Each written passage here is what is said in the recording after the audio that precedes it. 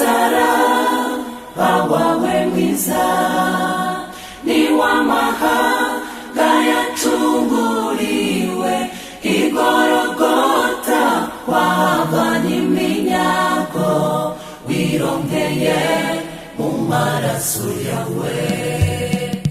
Umusaraba wawe mwiza ni w'amahanga yacunguriwe igorogota wavanye iminyago wirongeye mu maraso yawe.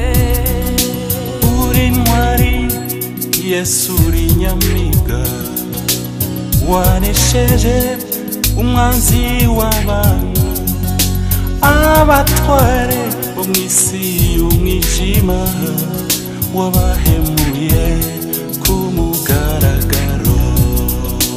Umunsi wawe igihe kigeze wuzuye impuhwe n'urukundo rwinshi wasize ubwiza wari ufite mw'ijuru waje mw'isi ubyarwa n'umugore wiyambuye ishusho y'ubumana washenjaguriwe ibicumuro byacu wowe Mana muremyi w'isi n'ijuru wabambiwe hagati y'abambuzi. Umusaraba wawe mwiza ni w'amahanga yacunguriwe igorogota wavanye iminyago wirongeye mu maraso yawe.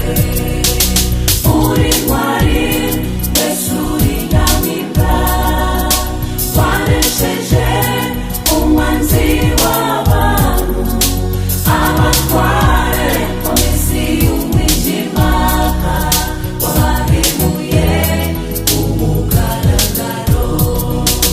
Wambaye ishusho y'umunyantege nke ntiwabumbuye akanwa kawe umwana w'intama bajyana kubaga waranzwe no kwicisha bugufi. Intego yawe yari ukudukiza umwijima n'urupfu rw'iteka mu maraso yawe twogejwe ibyaha byacu mu mibyimba yawe twakize indwara. Umusaraba wawe mwiza ni w'amahanga yacunguriwe igorogota wavanye iminyago wirongeye mu maraso yawe.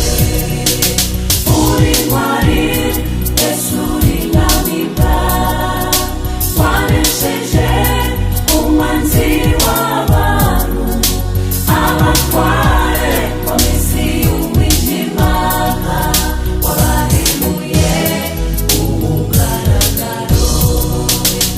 Uri ntwari Yesu uri nyamibwa wanesheje umwanzi w'abantu abatware bo mw'isi y'umwijima wabahemuye ku mugaragaro.